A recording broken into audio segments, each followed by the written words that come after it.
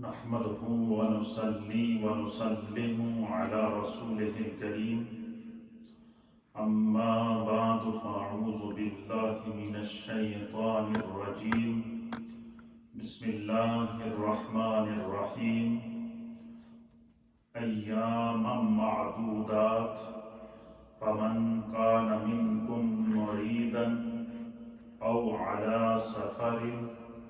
فعدة من أيام أخر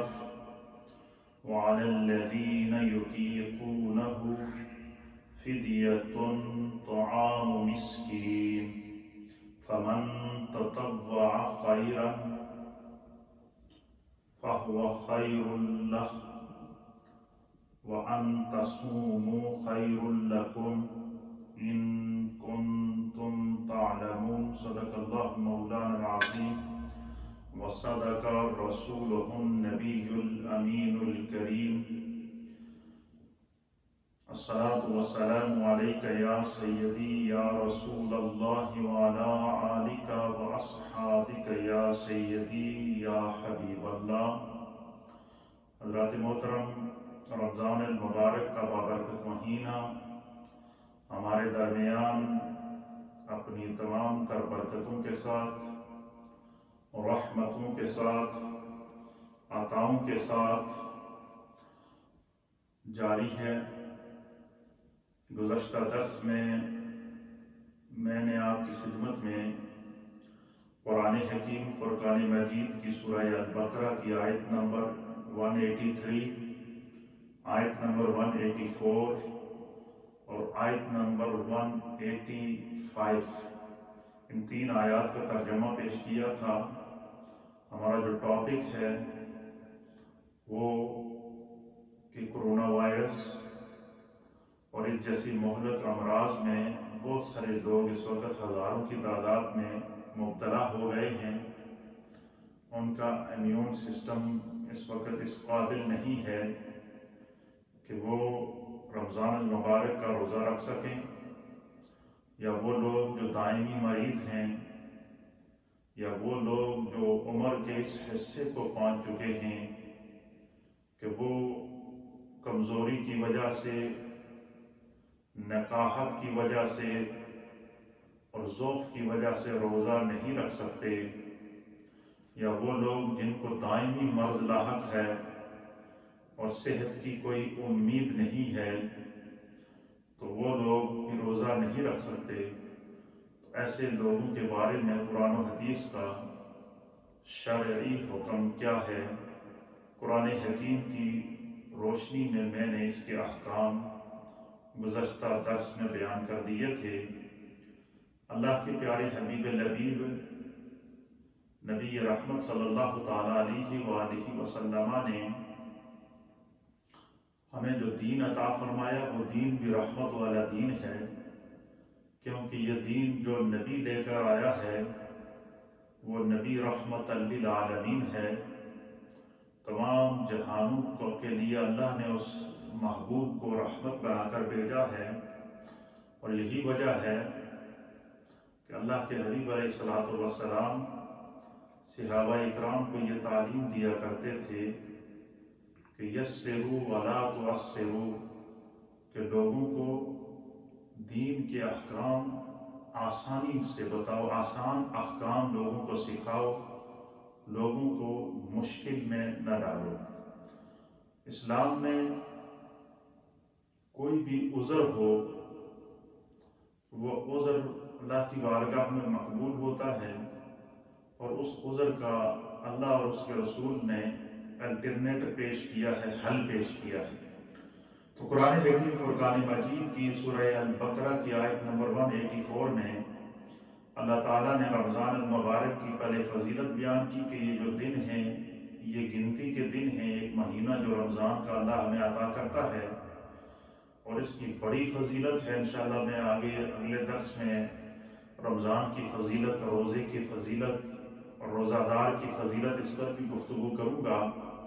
تاکہ پتہ چل سکے کہ اللہ تعالیٰ نے جو مومنین کو رمضان کا تحفہ عطا کیا ہے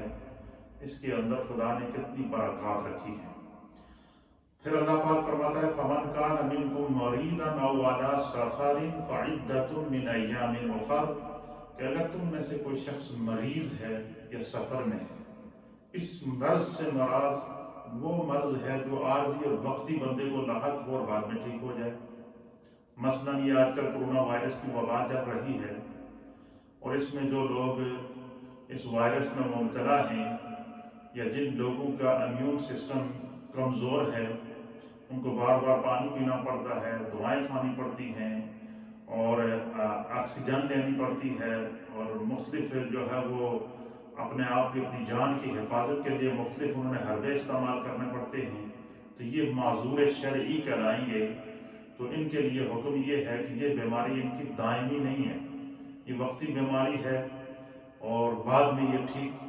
ہو جائیں گے۔ تو قرآن اس منظر کو بیان کرتا ہے کہ اگر تم میں سے کوئی بیمار ہو یا حالت سفر میں ہو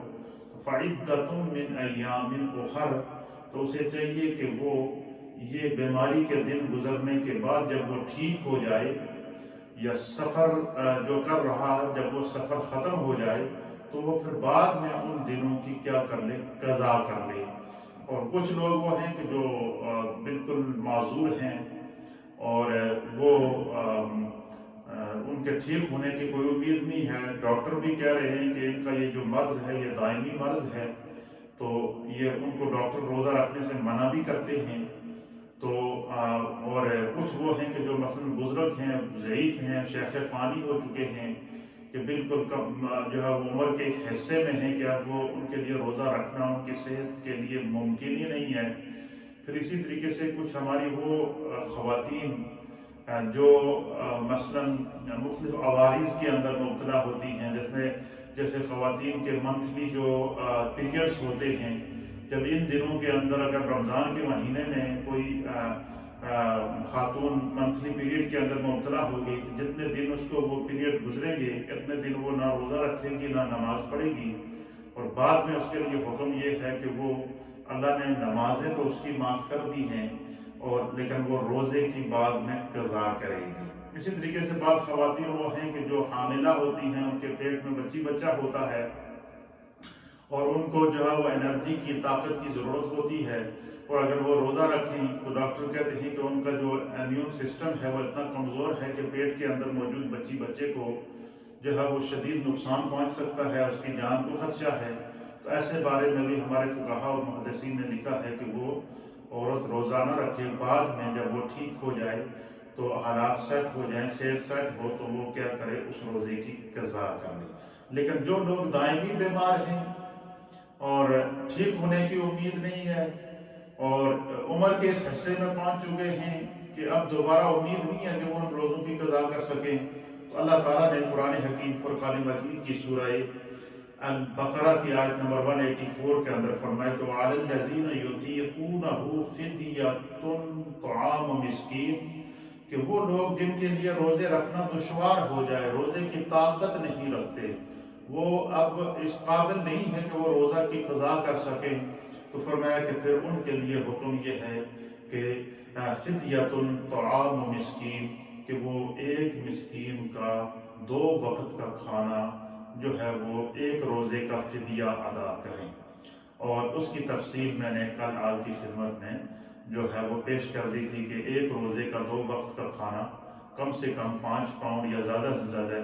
6 پاؤنڈ یا اس سے زیادہ بھی اگر بندہ دینا چاہے جتنا، تو فَهُوَ خَيْرٌ لَكُمْ فَمَنْ تَطَوَّعَ خَيْرًا، کہ بندہ اگر اس کو بڑھا کر دینا چاہتا ہے فَهُوَ خَيْرٌ لَهُ، اللہ فرماتا ہے کہ یہ اس کے لیے اور زیادہ بہتر ہے کہ جتنا وہ صدقہ و خیرات کرے۔ یقیناً اللہ کے راستے میں مال خرچ کرنے کی اور صدقات دینے کی اور عطیات دینے کی، فدیہ دینے کی، زکوٰۃ دینے کی، یہ احکام باقاعدہ قرآن نے بیان کیے ہیں، اور انشاءاللہ اس رمضان میں خصوصاً زیادہ تر بات احکام پر ہی کروں گا۔ قصص پر میں بات کر چکا ہوں اور اسی طریقے سے تفسیر پر میں بات کر چکا ہوں پچھلے سالوں کے اندر۔ خلاصہ قرآن میں پہلے آپ کی خدمت میں پیش کر چکا ہوں، اس سے پہلے تفسیر قرآن بھی آپ کی خدمت میں پیش کر چکا ہوں۔ اس سال ہم رمضان کے اس مہینے کے اندر آپ کی خدمت میں احکام القرآن بیان کریں گے کہ روزمرہ کی جو نماز ہے، روزہ ہے، زکوٰۃ ہے، حج ہے، وضو ہے، اور اس طرح کے جو مسائل جو روزمرہ کے مسلمانوں کو درپیش ہیں، ان پر انشاءاللہ میں قرآن و حدیث کی روشنی میں ڈیلی کوئی ایک درس ایک لیکچر آپ کے لیے تیار کر کے پیش کرتا رہوں گا۔ میرے سامنے حدیث پاک ہے کہ اللہ کے راستے میں مال خرچ کرنے کی کیا اہمیت ہے۔ اس حدیث کو جو ہے سنن ابو داؤد کے اندر امام ابو داؤد نے جلد نمبر 2 اور صفحہ 40 کے اوپر نقل فرمایا ہے، اور اسی طریقے سے دیگر محدثین نے اس حدیث کو نقل کیا ہے۔ حضرت سیدنا ابو ہریرہ رضی اللہ تعالیٰ عنہ اس حدیث کے راوی ہیں۔ آپ بیان کرتے ہیں کہ ایک شخص نے رسول اللہ صلی اللہ تعالیٰ علیہ وآلہ وسلم کی خدمت میں حاضر ہو کر عرض کیا کہ یا رسول اللہ، یا حبیب اللہ، میرے ماں باپ آپ پر قربان ہو جائیں۔ اے اللہ کے حبیب، کون سا صدقہ سب سے زیادہ افضل ہے؟ یعنی وہ کون سا صدقہ ہے کہ بندہ اپنے ہاتھ سے وہ صدقہ کرے تو خدا بھی خوش ہو، اس کا مصطفیٰ بھی خوش ہو، اور اس کا وہ مال اللہ کی بارگاہ میں درجہ قبولیت پا لے۔ تو اللہ کے حبیب علیہ السلام نے جب یہ سوال سنا اپنے اس غلام کا، اس عظیم صحابی رسول کا، اللہ تعالیٰ ان کی قبر پر کروڑوں رحمتیں نازل فرمائے کہ وہ صحابہ اکرام جب کسی بات کو سمجھ نہیں آتی تھی تو سرکار دو علیہ وسلم کی بارگاہ میں استغاثہ پیش کرتے تھے، تو پھر سرکار دو علیہ وسلم کھل کر اس کی تفصیل بیان کرتے تھے۔ حضرت ابو ہریرہ کہتے ہیں کہ صحابی رسول نے عرض کیا کہ یا رسول اللہ، یا حبیب اللہ، میرے ماں باپ آپ پر قربان ہو جائیں، کون سا صدقہ سب سے افضل ہے کہ بندہ کرے تو خدا کی بارگاہ میں وہ مقبول بھی ہو، اللہ اس سے خوش بھی ہو، اور اللہ کے رسول بھی اس سے خوش ہوں؟ تو نبی اکرم نور مجسم جناب سید العالمین محمد رسول اللہ صلی اللہ تعالی علیہ وآلہ وسلم نے ارشاد فرمایا کہ تم اس وقت صدقہ کرو جب تم صحت مند ہو۔ تم اس وقت صدقہ کرو جب تم کیا ہو؟ صحت مند ہو۔ فرمایا جب بندہ صحت مند ہو، اس کے پاس صحت بھی ہو، مال بھی ہو، خوشحالی بھی ہو، اور ہر طرح سے آسائشیں بھی خدا نے اس کو دی ہوئی ہوں، اس لمحے وہ خدا کو بھولے نہ۔ ان لمحات میں جو کیا ہوا صدقہ ہوتا ہے، فرمایا وہ اللہ کو بڑا محبوب ہے۔ حضور علیہ السلام نے فرمایا کہ جب تم اس وقت صدقہ کرو جب تم صحت مند ہو، مال پر حریص ہو، اور زندگی کی امید ہو، تنگ دستی کا خوف نہ ہو، اور فرمایا کہ ایسے حالات جب تمہیں اللہ عطا کرے کہ اپنی زندگی میں کہ خدا نے تمہیں اولاد بھی دی، اللہ نے تمہیں مال بھی دیا، خدا نے تمہیں صحت بھی دی، اللہ نے تمہیں تندرستی بھی دی، اللہ تعالیٰ نے تمہیں جو ہے وہ مال و دولت عطا کیا، تو اللہ کے حبیب علیہ السلام فرماتے ہیں کہ خوشحالی کے دنوں میں دیا ہوا جو صدقہ ہوتا ہے، یہ اللہ کی بارگاہ میں اتنا مقبول ہوتا ہے، اتنا مقبول ہوتا ہے کہ نبی اکرم صلی اللہ علیہ وسلم فرماتے ہیں کہ جب بندے پر تنگ دستی کے دن آئیں، جب مشکل کے دن آئیں، یا آزمائش کے دن آ جائیں، جس طرح کہ اس وقت ہم کورونا وائرس کی آزمائش میں مبتلا ہیں، یا کسی کو مشکل اور تنگی کے دن آ جائیں، جس طریقے سے آپ نے دیکھا کہ گزشتہ سالوں کے اندر آنن فانن پاکستان کے اندر سیلاب آیا، اور وہ پورے علاقے اور پورے گاؤں کے گاؤں وہ بہا کر لے گیا، اور وہ لوگ جو خود ہزاروں روپے زکوٰۃ نکال سکتے تھے، اور جو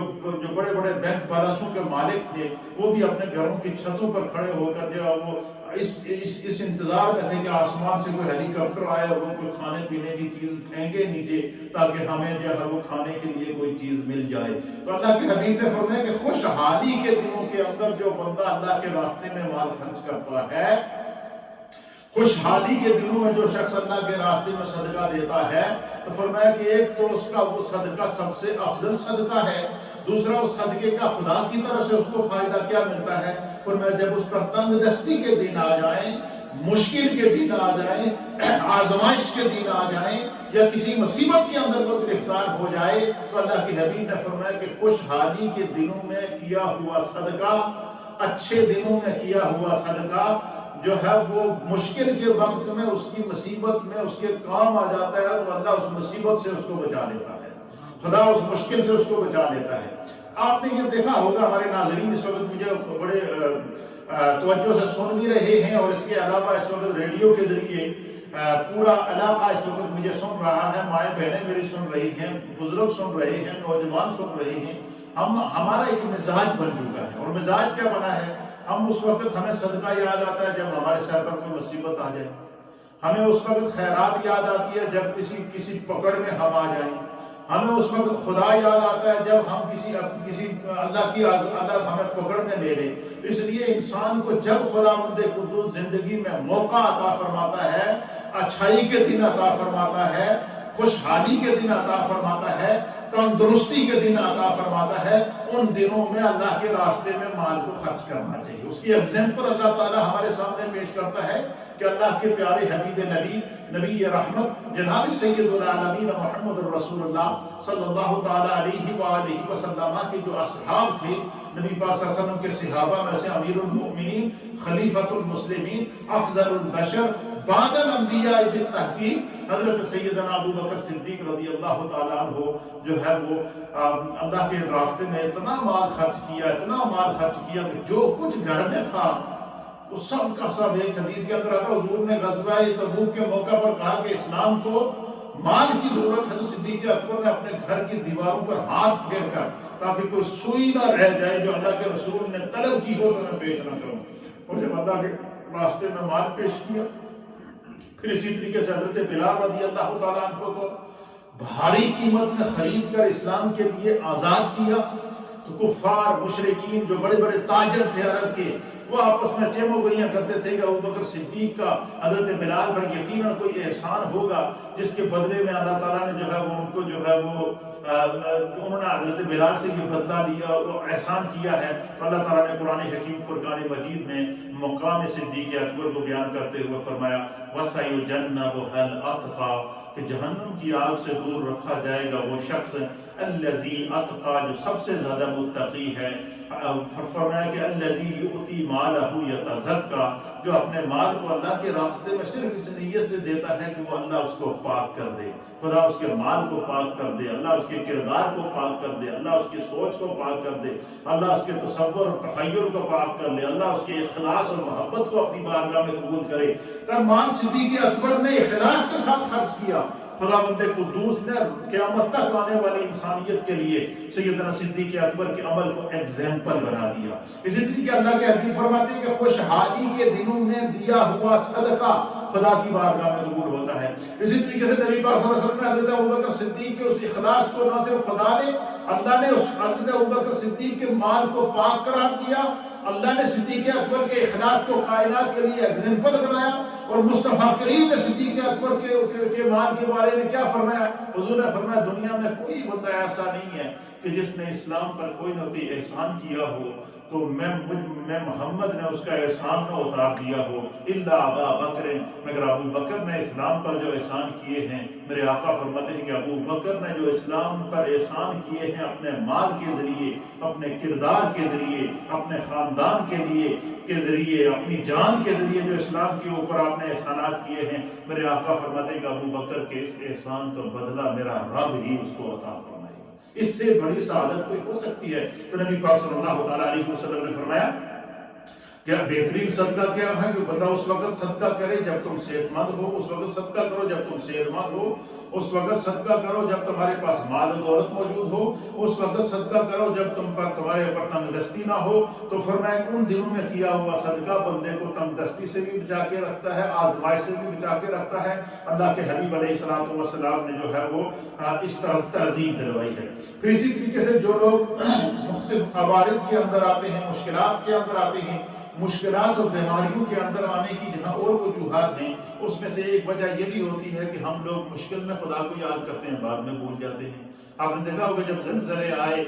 طوفان آئے، سیلاب آئے تو ہر آدمی نکل آیا، میں صدقہ دے رہا ہوں اور توبہ کر رہا ہے، استغفار کر رہا ہے. زلزلہ آیا 2005 کا، لوگ گھروں سے باہر نکل کے ہر آدمی کلمہ پڑھ رہا ہے، استغفار پڑھ رہا ہے. اور جب 5 7 8 منٹ کے بعد جب وہ زلزلہ واپس تھم گیا تو ہم نے دیکھا کہ وہ لوگ جو ہیں وہ ایک دم واپس اپنی زندگی میں مصروف ہو گئے، پھر خدا کو بھول گئے، پھر اپنے گناہوں کے اندر لگ گئے. اس لیے تمام میری مائیں بہنیں بزرگ دوست، یہ ہے نا اس وقت یہ جو کورونا وائرس کی آزمائش ہے، یہ بہت بڑی آزمائش ہے. اس آزمائش میں اگر ہمیں جو ہے وہ خدا یاد آیا ہے تو صرف آزمائش کے وقت ہمیں خدا یاد نہیں آنا چاہیے، صرف آزمائش کے وقت ہمیں نمازیں نہیں پڑھنی ہیں، صرف آزمائش کے وقت ہم نے سجدے نہیں کر رہے ہیں، یا صرف آزمائش کے وقت ہم نے جو ہے وہ اللہ اور اس کے رسول کی طرف رجوع نہیں کرنا ہے، بلکہ ہر حال میں انسان کو اللہ تعالیٰ کی طرف رجوع کرنا چاہیے۔ پھر اسی طریقے سے ہمارے فقہاء اکرام نے نبی پاک صلی اللہ علیہ وسلم نے فرمایا کہ جو شخص جو ہے وہ روزہ رکھنے کی طاقت نہیں رکھتا تو وہ کیا کرے، اس کا فدیہ ادا کرے، اور وہ فدیہ ادا کرنے سے اللہ تعالیٰ اس کے اس روزے کی جو ہے وہ اس کا وہ پکڑ بھی نہیں ہوگی، اور اللہ اس کو معاف کر دے گا۔ علامہ ابو اسحاق شرازی شافعی رحمۃ اللہ علیہ بہت بڑے فقہ شافعی کے فقیہ ہیں، آپ فرماتے ہیں کہ جو شخص مرض کی وجہ سے روزہ نہ رکھے،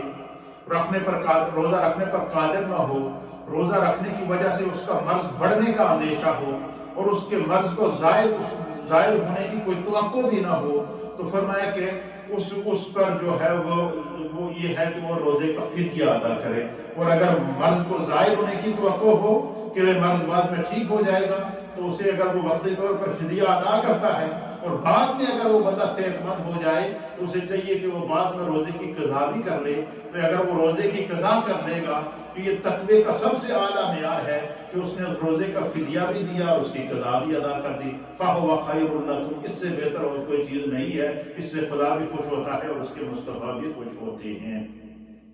پھر اسی طریقے سے علامہ نووی رحمۃ اللہ علیہ نے لکھا ہے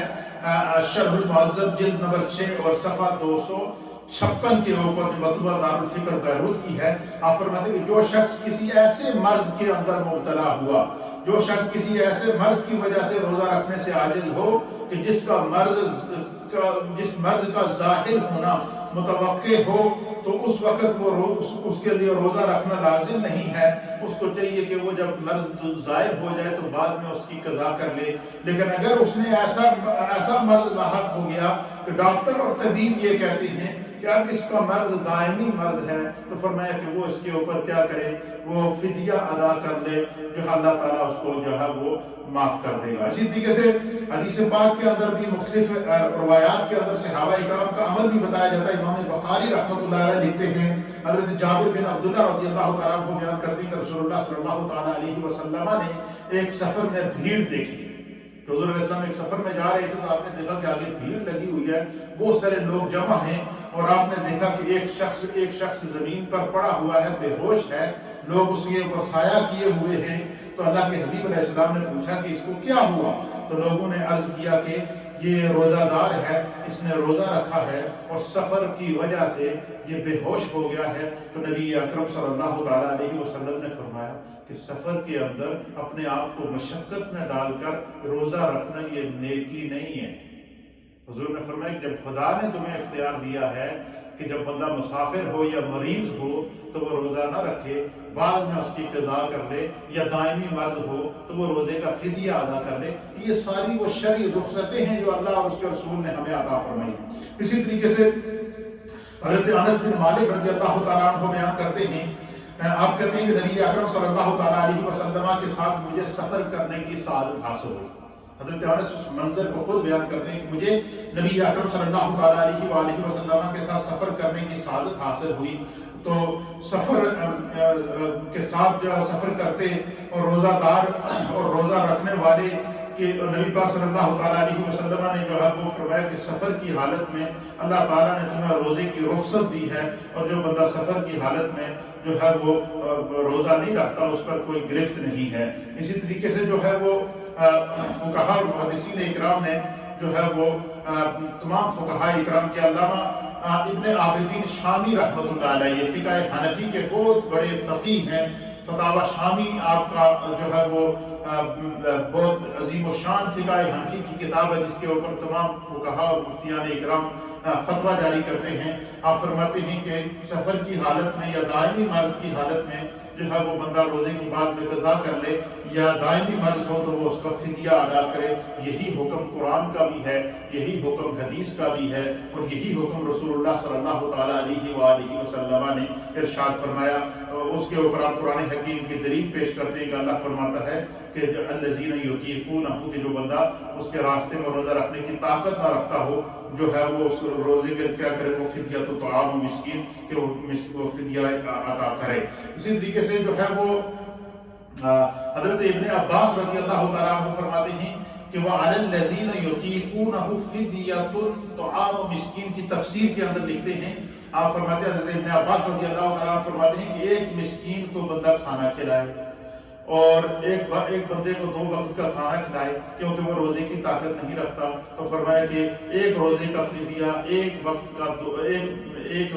آدمی کا 2 وقت کا کھانا ہے، وہ چاہے تو کسی ایک آدمی کو 30 روزوں کا فدیہ دینا چاہے، کسی مدرسے کے اندر جو مسافر طلبہ ہیں وہاں دینا چاہے، یا کسی ضرورت مند کو دینا چاہے تو وہ دے سکتا ہے۔ فرمایا ایک روزے کا 2 وقت کا کھانا، تو اس کا میں نے کل آپ کو کیلکولیٹ کر کے بتا دیا تھا کہ اس کا کم سے کم 5 پاؤنڈ اگر وہ ایک روزے کا فدیہ دے گا تو 30 روزوں کا 150 پاؤنڈ بنے گا، اور 6 پاؤنڈ کے حساب سے دے گا تو 180 پاؤنڈ بنے گا، اور اس سے بڑھا کر دے گا تو جتنی خدا نے اس کو توفیق دی ہے، اللہ کے حبیب علیہ الصلوۃ والسلام فرماتے ہیں کہ یہ اس کے لیے جتنا وہ صدقہ اللہ کی بارگاہ میں بڑھا کر دے گا، فدیہ دے گا، اللہ تعالیٰ اتنا اس کو اجر و ثواب عطا فرمائے گا۔ حضرت ابن عباس رضی اللہ تعالیٰ عنہما بیان کرتے ہیں، ہمارے فرمایا کہ بوڑھے شخص کو اللہ نے یہ رخصت دی ہے، کہ بوڑھے شخص کو رخصت دی گئی ہے کہ وہ روزہ نہ رکھے، ہر روزہ کے بدلے میں وہ مسکین کو کھانا کھلائے، ضرورت مند کو 2 وقت کا کھانا کھلائے، اس کی طرف سے وہ قضا ادا ہو جائے گی۔ پھر اسی طریقے سے یہ کیونکہ صحابہ اکرام کا عمل آپ کے سامنے میں پیش کر رہا ہوں۔ پھر اسی طریقے سے حضرت ابن عمر رضی اللہ تعالیٰ عنہما، آپ بیان کرتے ہیں حضرت ابن عمر یہ حضرت فاروق اعظم کے بیٹے تھے، آپ فرماتے ہیں کہ نافع بیان کرتے ہیں کہ حضرت ابن عمر رضی اللہ تعالیٰ عنہ سے ایک حاملہ عورت نے سوال کیا، ایک ایسی عورت نے کہ جس کے پیٹ میں بچہ تھا، اس عورت نے سوال کیا اور کہ میرے پیٹ میں بچہ ہے اور مجھے روزہ رکھنے سے کمزوری لاحق ہوتی ہے اور چکر آ جاتے ہیں، بے ہوش ہو جاتی ہوں، اور مجھے خدشہ ہے کہ اگر میں نے روزے رکھے تو میرے پیٹ میں جو بچہ ہے وہ شاید اس کو نقصان پہنچ جائے۔ تو حضرت ابن عمر رضی اللہ تعالیٰ عنہ نے انہیں فرمایا کہ جو ہے وہ آپ ایک روزے کے بدلے میں جو فدیہ ادا کر لو اور بعد میں اس روزے کی قضا کر لو، اللہ تعالیٰ تمہیں جو ہے وہ اس روزہ رکھنے کا ثواب عطا فرمائے گا۔ حضرت ابو ہریرہ رضی اللہ تعالیٰ عنہ بیان کرتے ہیں کہ جس شخص کو بڑھاپا آ جائے، سنن دارقطنی کی حدیث ہے، آپ بیان فرماتے ہیں کہ جس شخص کو بڑھاپا آ جائے اور وہ روزہ نہ رکھ سکے تو اس پر لازم ہے کہ وہ ہر روزے کے بدلے میں فدیہ ادا کرے، وہ فدیہ ایک مسکین کا 2 وقت کا کھانا ہے۔ اب یہ عمل کون سے اللہ کے حبیب کے صحابہ نے نبی پاک صلی اللہ علیہ وسلم سے سن کر بیان کیا ہے، اور اس کے راوی حضرت سیدنا ابو ہریرہ رضی اللہ تعالیٰ عنہ ہیں۔ اسی طریقے سے حضرت ابو ایوب انصاری رضی اللہ تعالیٰ عنہ بیان کرتے ہیں کہ حضرت ایوب بیان کرتے ہیں کہ حضرت نبی پاک صلی اللہ علیہ وسلم کے عظیم صحابی حضرت سیدنا انس بن مالک رضی اللہ تعالیٰ عنہ جب بڑھاپے کو پہنچ گئے تو حضرت انس بن مالک پر بہت زیادہ کمزوری لاحق ہو گئی، اتنی کمزوری لاحق ہو گئی، اتنے بوڑھے ہو گئے کہ حضرت انس روزہ نہیں رکھ سکتے تھے، اور بڑھاپے کی وجہ سے آپ نے روزہ نہیں رکھا تو آپ نے جو ہے وہ کیا کیا، آپ نے ایک تھال منگایا، اس کے اندر آپ نے باقاعدہ کھانے کا اہتمام کیا، گوشت بنایا، سالن بنایا، اس میں تازہ روٹی بنوائی، روٹی بنانے کے بعد اس میں سورید بنایا، جس کو ہم اپنی زبان میں چوری کہتے ہیں، اور اس کو سورید بنا کر جو ہے وہ کھانا تیار کیا، اور کھانا تیار کرنے کے بعد آپ نے 30 مساکین کو بلایا اور ان کو 2 وقت آپ نے کھانا کھلایا۔ 30 مساکین کے لیے کھانے کا اہتمام حضرت انس بن مالک رضی اللہ تعالیٰ عنہ نے اپنے بڑھاپے میں کیا، کیونکہ وہ بڑھاپے کی اس عمر کو پہنچ چکے تھے کہ اب وہ روزہ نہیں رکھ سکتے تھے۔ تو صحابی رسول حضرت انس بن مالک کا عمل بھی اس کے اوپر شاہد ہے کہ بندہ جب بڑھاپے کو پہنچ جائے اور وہ روزہ رکھنے کی طاقت نہ رکھتا ہو تو اسے چاہیے کہ وہ اپنے روزے کا فدیہ ادا کرے، اور حضرت انس بن مالک نے خود اس روزے کا فدیہ ادا کیا۔ اسی طریقے سے حضرت مجاہد بیان کرتے ہیں کہ قیس بن سائد نے کہا کہ رمضان کا مہینہ ہر شخص کے روزہ کے بدلے میں ایک مسکین کو کھانا کھلانا ہے، تم میری طرف سے 2 مسکینوں کو کھانا کھلایا کرو۔ یعنی حضرت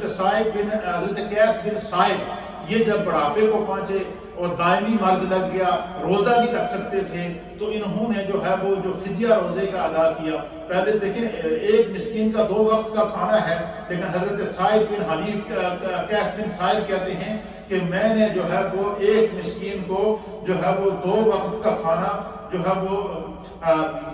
ڈبل کھانا کھلایا، یعنی پہلے تو ایک مسکین کو کھانا کھلانا، میں نے 2 مسکینوں کو ایک روزے کا فدیہ کے اوپر کھانا کھلایا ہے۔ تو اسی طریقے سے جتنا روزے کے فدیے کو بندہ بڑھا کر پیش کرتا ہے اتنا اس کے لیے اس کے اندر ثواب رکھا گیا ہے، اجر و ثواب رکھا گیا ہے۔ اسی طریقے سے حضرت جو ہے وہ عبداللہ بن عباس رضی اللہ تعالیٰ عنہما بیان کرتے ہیں کہ جن لوگوں پر روزہ رکھنا سخت دشوار ہو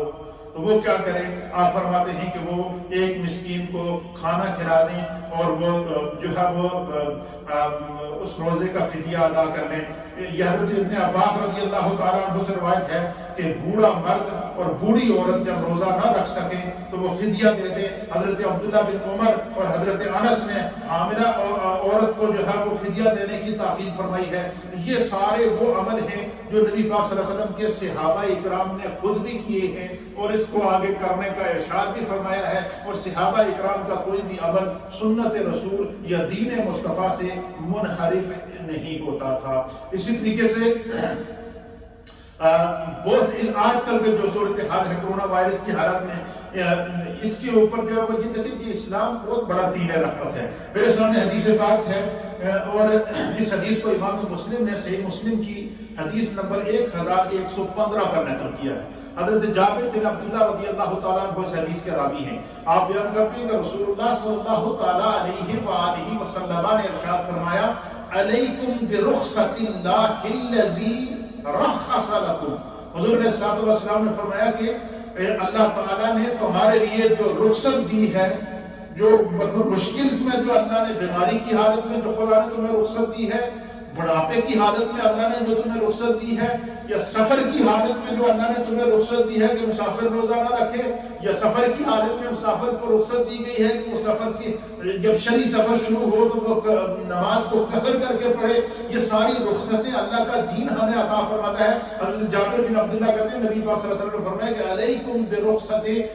کہ اللہ تعالیٰ نے تمہیں جو جس چیز کی رخصت عطا کی ہے، رخص لکم، فرمایا کہ جس کام میں خدا نے رخصت دی ہے اس رخصت پر عمل کرنا، حضور نے فرمایا یہ بندہ مومن پر واجب ہے۔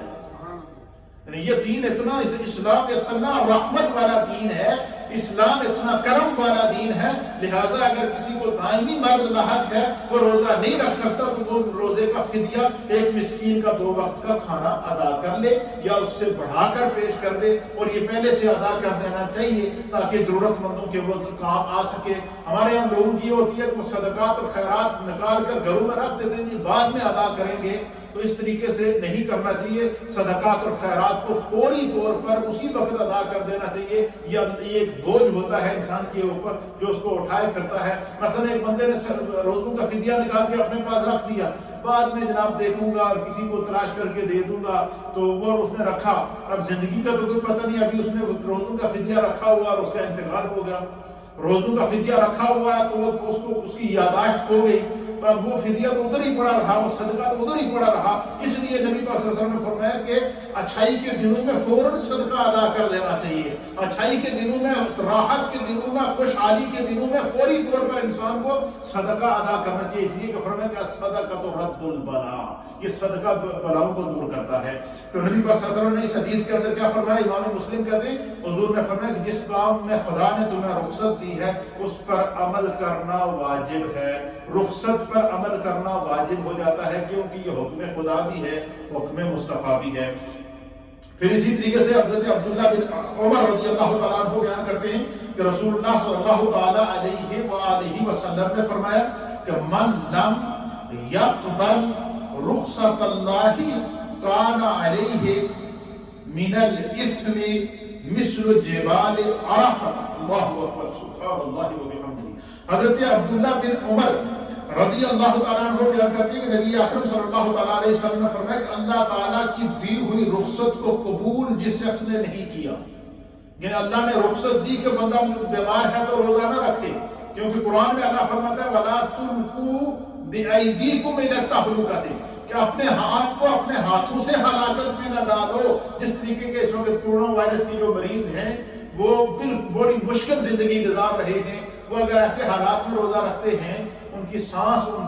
کا جو امیون سسٹم ہے وہ ان کو اس چیز کی اجازت نہیں دیتا، تو اگر ایسی کیفیت میں روزہ رکھیں گے تو وہ اپنے آپ کو ہلاکت میں ڈالیں گے۔ تو اللہ کی طرف سے دی ہوئی جو رخصت ہوتی ہے، نبی پاک صلی اللہ علیہ وسلم نے فرمایا کہ من لم يقبل رخصت اللہ کان علیہ من الاسم مثل جبال عرفہ۔ اللہ کے حبیب علیہ السلام نے فرمایا کہ جس بندے کو خدا رخصت عطا فرمائے اور وہ رخصت پر عمل نہ کرے تو اس کا رخصت پر عمل نہ کرنا وہ اتنا بڑا گناہ ہے کہ جس طرح میدان عرفات کے ارد گرد بڑے بڑے پہاڑ ہیں، ان پہاڑوں کی مثل بندہ گناہگار ہوتا ہے، گناہ کرتا ہے جو خدا کی دی ہوئی رخصت پر عمل نہ کرے۔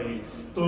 پھر تیسری حدیث ہے، اس حدیث کو بھی حضرت عبداللہ ابن عمر رضی اللہ تعالیٰ عنہما بیان کرتے ہیں کہ رسول اللہ صلی اللہ تعالیٰ علیہ وآلہ وسلم نے فرمایا ان اللہ یحب ان توتا رخصہ کما یکرہ ان توتا معصیتہ۔ اللہ کے حبیب علیہ السلام نے فرمایا کہ بے شک اللہ تعالیٰ جس طرح اپنی معصیت کو ناپسند کرتا ہے، جب اللہ تعالیٰ جس طرح اس چیز کو ناپسند کرتا ہے کہ بندہ کوئی اللہ کی بارگاہ میں گناہ کرتا ہے تو خدا اس سے ناراض ہوتا ہے، فرمایا اسی طریقے سے اگر اللہ تعالیٰ بندے کو کسی معاملے میں رخصت دے اور وہ اس رخصت پر عمل نہ کرے تو جس طرح بندہ گناہ کرتا ہے تو خدا اس سے ناراض ہوتا ہے، اس طرح اللہ کی دی ہوئی رخصت پر اگر بندہ عمل نہ کرے تو خدا اس پر ناراض ہوتا ہے، اللہ کے رسول اس پر ناراض ہوتے ہیں۔ اس لیے کہ ہم مطیع ہیں، ہم فرما بردار ہیں، ہم اطاعت کرنے والے ہیں۔ اللہ فرماتا ہے اطیعوا اللہ و اطیعوا الرسول، خدا نے فرما دیا کہ فمن کان منکم مریضا او علی سفر فعدۃ من ایام اخر، کہ جو تم میں سے مریض ہو یا سفر میں ہو تو وہ روزہ بعد میں رکھ لے، یا دائمی مرض ہو تو وہ فدیہ طعام مسکین، وہ پھر روزے کا فدیہ ادا کرے۔ تو جو بندہ اللہ کی دی ہوئی رخصت پر عمل نہ کرے تو فرمایا جس طرح بندہ گناہ کرتا ہے تو خدا اس سے ناراض ہوتا ہے۔ اللہ کے حبیب فرماتے ہیں اس طرح اللہ کی دی ہوئی رخصت پر اگر بندہ عمل نہ کرے تو خدا اس سے ناراض ہوتا ہے۔ اسی طریقے سے علامہ ابن عابدین شامی رحمۃ اللہ علیہ نے الدر المختار کے اندر کی شرح کے اندر لکھتے ہیں کہ کہتے ہیں کہ اگر روزہ رکھنے کی صورت میں ہلاکت کا اندیشہ ہو، کہتے ہیں کہ بما لیس فیہ خوف ہالک ولا وجب الفطر والا وجب الفطر، کہتے ہیں کہ اگر روزہ رکھنے کی صورت میں ہلاکت کا اندیشہ ہو تو آپ فرماتے ہیں کہ اس کیفیت میں روزہ توڑنا واجب ہو جاتا ہے۔ اللہ اکبر۔ پھر اسی طریقے سے علامہ ابو بکر کاسانی، یہ فقہ حنفی کے بہت بڑے فقیہ ہیں، آپ فرماتے ہیں کہ امام ابو حنیفہ سے روایت ہے کہ عذر کی بنا پر روزہ توڑنے کی معطل اباحت بلکہ وجوب کی صورت میں ہے۔ یعنی امام ابو حنیفہ رضی اللہ تعالیٰ عنہ کا بھی یہ قول ہے کہ جب بندے کو عذر ہو تو عذر کی صورت میں وہ روزہ نہ رکھے، اگر عذر کی موجودگی میں وہ روزہ رکھے گا تو وہ گویا کہ اللہ کی دی ہوئی رخصت سے خدا کی نافرمانی کے حکم میں آئے گا۔ یہ ساری چیزیں بتانے کا مقصد کیا ہے؟ ان کا بتانے کا مقصد یہ ہے کہ انسان کیا کرے، اللہ کی دی ہوئی رخصت پر عمل کرے۔ ہمارا کام ہے دین کی اطاعت کرنا۔ پھر اسی طریقے سے ڈاکٹر وہبہ الزہیری رضی اللہ تعالیٰ عنہ آپ بیان کرتے ہیں، آپ کہتے ہیں کہ اگر روزے کے سبب ہلاکت کا غالب گمان ہو اور شدید تکلیف جسے کسی حص کا معطل ہو جانا گمان ہو تو فرمایا کہ ایسی صورت میں بندے کا روزہ توڑنا واجب ہے۔ تو اس لیے بیماری کے عالم میں بعض لوگ پریشان ہوتے ہیں کہ روزے آ گئے، میری دائمی مرض تھا، تو وہ اپنے دل کو تھوڑا نہ کریں بلکہ وہ روزے کا فدیہ ادا کریں، اللہ سے استغفار کرتے رہیں، نمازیں ادا کرتے رہیں، توبہ کرتے رہیں۔ اللہ تعالیٰ نے، اللہ کا دین بڑا کریم دین ہے، اللہ کی حبیب رحمت للعالمین ہیں، اور وہ جو دین لے کر آئے وہ دین بھی رحمت ہے۔ تو دین اسلام انسانیت کی جان بچانے کی تعلیم دیتا ہے، انسانیت کی حفاظت کی تعلیم دیتا ہے، دوسروں کے ساتھ ہمدردی کی تعلیم دیتا ہے، اللہ کے راستے میں مال خرچ کرنے کی تعلیم دیتا ہے۔ تو یہ روزے کے احکام تھے کہ بیماری کی وجہ سے جو لوگ روزہ نہیں رکھ سکتے اور دائمی مرض ہے تو وہ روزے کا فدیہ، ایک